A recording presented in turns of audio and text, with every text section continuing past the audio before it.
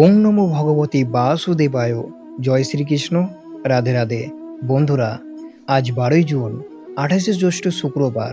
আজকের দিনেই পালন করা হচ্ছে পুরুষোত্তম মাসের পরমা একাদশী ব্রতের পালন। আপনারা হয়তো 11ই জুন বৃহস্পতিবার এই শুভ দিনে সকল ভক্তরা পরমা একাদশী ব্রতটি পালন করেছেন। এই পরমা একাদশী সাধারণ একাদশীর মতো নয়। এই একাদশী হচ্ছে এমনই এক একাদশী যে প্রতি 3 বছরে একবারই আসে, এবং সেটা পুরুষোত্তম বা অধিক মাসের ভিতর। তাই এই একাদশী মাহাত্ম্যের পুণ্যফল এবং পূজাবিধি অন্য সমস্ত একাদশীর থেকে সম্পূর্ণ ভিন্ন। শাস্ত্র মতে এই একাদশী ব্রত পালন করলে মানুষের জীবনে চরম দারিদ্র্য, দুঃখ এবং কষ্ট দূর হয়। স্বয়ং ভগবান শ্রীকৃষ্ণ অর্জুনকে এই ব্রতের মহিমায় বর্ণনা করেছিলেন, এবং শ্রীকৃষ্ণ বলেছিলেন যে পুরুষোত্তম মাসের যে কোনো ধর্মীয় পুণ্যফল সাধারণ মাসের তুলনায় কোটি কোটি গুণ বেশি হয়ে থাকে।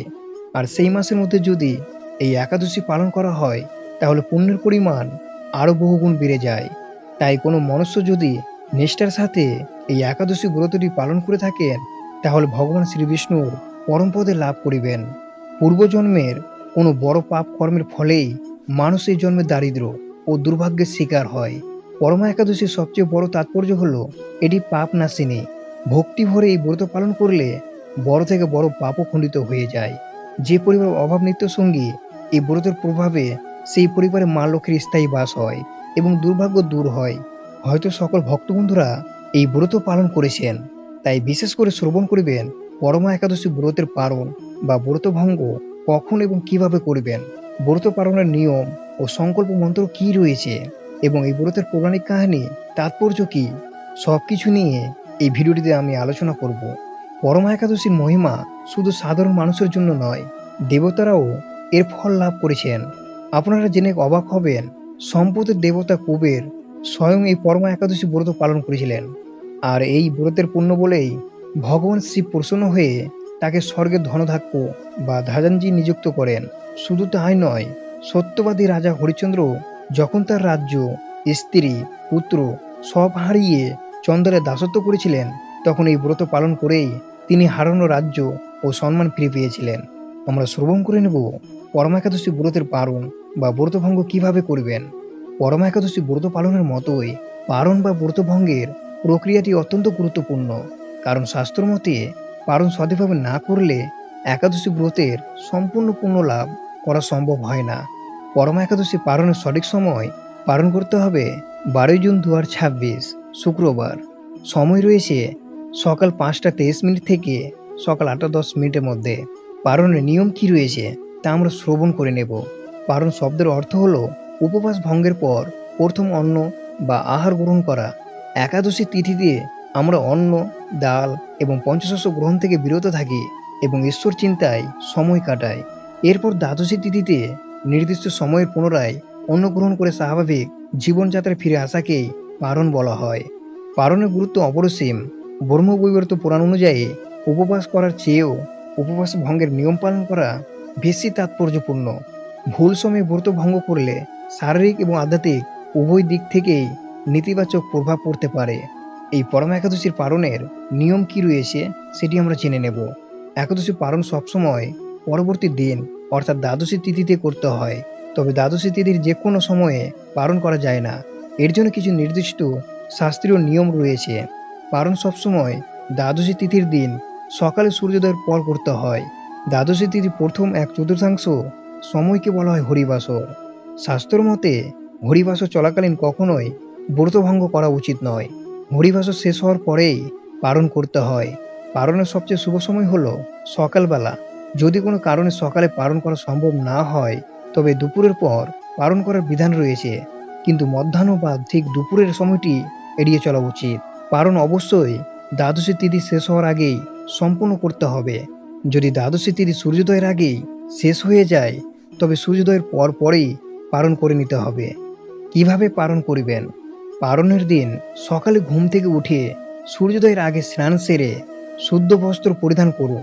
একটি তামার পাত্রে জল, লাল ফুল এবং সামান্য কুমকুম নিয়ে সূর্যদেবকে অর্ঘ্য প্রদান করুন এবং প্রণাম জানান। বাড়ির ঠাকুর ঘরে গিয়ে ভগবান শ্রীবিষ্ণু বা শ্রীকৃষ্ণের মূর্তির সামনে প্রদীপ প্রজ্বলন করুন। তুলসী পাতা, চন্দন, ফুল এবং মিষ্টি দিয়ে ভগবানের পুজো করুন। পুরুষোত্তম মাস হওয়ায় এই দিন বিষ্ণু সহস্রনাম পাঠ করা অত্যন্ত শুভ। শাস্ত্রে আছে, পালন করার আগে কোনো ব্রাহ্মণ বা অভাবী মানুষকে অন্নদান করা অত্যন্ত পুণ্যের কাজ। যদি কাউকে বাড়িতে খাইয়ে তৃপ্ত করা সম্ভব না হয়, তবে কিছু চাল, ডাল, সবজি এবং দক্ষিণা কোনো মন্দিরে বা ব্রাহ্মণকে দান করে আসুন।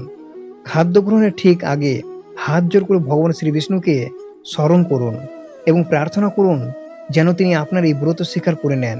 এবার ব্রত ভঙ্গের পালা। প্রথমেই ভগবানের প্রসাদ গ্রহণ করুন। পারণের খাবারে অবশ্যই তুলসী পাতা রাখবেন। একাদশীতে যে পঞ্চশস্য চাল, গম, ডাল এবং ইত্যাদি বর্জন করেছিলেন, পারণের দিন সেই শস্য জাতীয় খাবার খেয়েই উপবাস ভাঙতে হয়। খাবারটি অবশ্যই সম্পূর্ণ নিরামিষ এবং সাত্ত্বিক হতে হবে। বন্ধুরা, এই একাদশী ব্রতের পালনের সংকল্প মন্ত্র কি রয়েছে? একাদশী ব্রত পালনের পর উপবাস ভঙ্গ বা পালন করার সময় ভগবান শ্রী বিষ্ণু বা শ্রীকৃষ্ণের উদ্দেশ্যে একটি বিশেষ মন্ত্র বা প্রার্থনা নিবেদন করতে হয়। খাদ্য বা অন্ন গ্রহণের ঠিক আগে হাত জোর করে এই মন্ত্রটি পাঠ করিবেন। অজ্ঞান তিমি রান্ধস্য ব্রতে নানান কেশব পরিষিত সম্মুখ না তো জ্ঞান দৃষ্টিপ্রদ ভব। মন্ত্রের অর্থ হচ্ছে, হে কেশব, আমি অজ্ঞান রূপ গভীর অন্ধকার অন্ধ হয়ে আছি। আমার এই একাদশী ব্রত পালনের দ্বারা আপনি আমার প্রতি প্রসন্ন হন। হে নাথ, আপনি কৃতাপূর্বক আমার প্রতি সুপ্রসন্ন হয়ে আমাকে জ্ঞানরূপ দিব্য দৃষ্টি প্রদান করুন। মন্ত্রটি পাঠ করার পর ভগবানকে স্মরণ করে ওম নমো ভগবতে বাসুদেবায় অথবা হরে কৃষ্ণ মহামন্ত্র কয়েকবার জপ করতে পারেন। এরপর ভগবানের চরণামৃত এবং তুলসী পাতা মুখে দিয়ে ব্রত ভঙ্গ করিবেন। তারপর প্রসাদ হিসেবে সাত্ত্বিক অন্ন গ্রহণ করে পারণ সম্পন্ন করিবেন।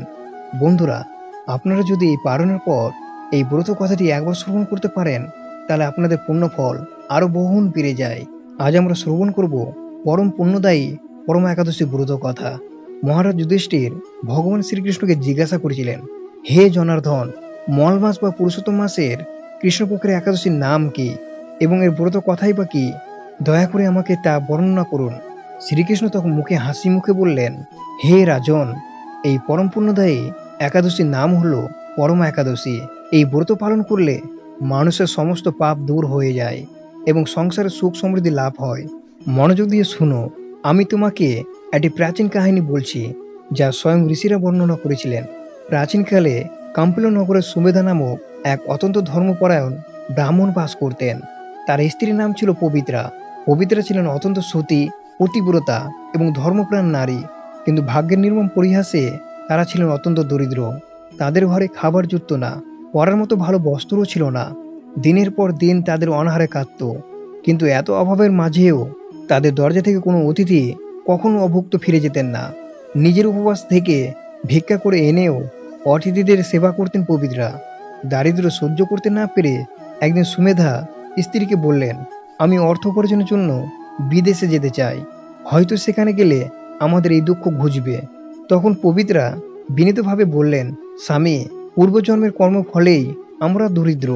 পূর্বজন্মে দান ধ্যান করিনি বলেই আজ আমাদের এই দশা। বিদেশে গেলে যে ধন মিলবে তার কোনো নিশ্চয়তা নেই। আপনি এখানেই থাকুন, ঈশ্বরের আরাধনা করুন। ঈশ্বর নিশ্চয়ই একদিন আমাদের এই কষ্ট দূর করবেন।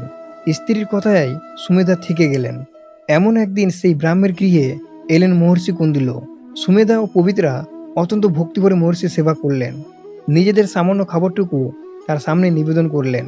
তাদের সেবায় অত্যন্ত সন্তুষ্ট হয়ে মহর্ষি বললেন, আমি তোমাদের আতিথিয়াতেই মুগ্ধ। তখন পবিত্রা চোখের জল ফেলে মহর্ষিকে জিজ্ঞাসা করলেন, হে মণিবর, কিভাবে আমাদের এই চরম দারিদ্র্য ঘোচানো যায়? দয়া করে এমন কোনো উপায় বলুন যাতে আমরা এই কষ্ট থেকে মুক্তি পাই এবং ঈশ্বরের আরাধনায় মন দিতে পারি। মহর্ষি কুন্দিল তখন বললেন, সামনেই আসছে পুরুষোত্তম মাস। এই মাসে কৃষ্ণপক্ষের একাদশীর নাম পরম একাদশী। এই ব্রত অত্যন্ত মঙ্গলদায়ক ও দুর্লভ। তোমরা স্বামী স্ত্রী মিলে অত্যন্ত নিষ্ঠার সাথে এই পরম একাদশী ব্রত পালন করো এবং 5 দিন ধরে পঞ্চরাত্রি ব্রত করো। এর ফলে স্বয়ং কুবের এসেও তোমাদের ধন সম্পদে পূর্ণ করে দেবেন। মহর্ষি উপদেশ মতো সুমেধা ও পবিত্রা অত্যন্ত ভক্তিভরে পরমা একাদশী ব্রত এবং পঞ্চরাত্রি ব্রত পালন করলেন। ব্রত শেষ হতেই এক চমৎকার ঘটনা ঘটল। ভগবান শ্রীবিষ্ণু কৃপায় স্বর্গ থেকে এক রাজপুত্র এলেন। সুমেধাকে প্রচুর ধন সম্পদ, রত্ন এবং একটি সুন্দর গৃহদান করলেন। তাদের সমস্ত দুঃখ কষ্ট চিরতরে দূর হয়ে গেল। তারা আজীবন সুখে জীবনযাপন করে অন্তিমে বৈকুণ্ঠ ধাম লাভ করেন। এই কাহিনী শুনিয়ে ভগবান শ্রীকৃষ্ণ যুধিষ্ঠিরকে বললেন, হে পাণ্ডব শ্রেষ্ঠ, পরমা একাদশী ব্রত পালনকারীকে স্বয়ং ভগবান শ্রীহরি রক্ষা করেন। যে ব্যক্তি ভক্তি ভরে এই ব্রত পালন করেন বা এর ব্রত কথা শ্রবণ বা পাঠ করেন, তার জীবনের সমস্ত পাপ নষ্ট হয় এবং তিনি পরম গতি লাভ করেন। বন্ধুরা, ব্রত পালনের পাশাপাশি একাদশীর দিন এই পুণ্য কথা শ্রবণ করাও অত্যন্ত মঙ্গল।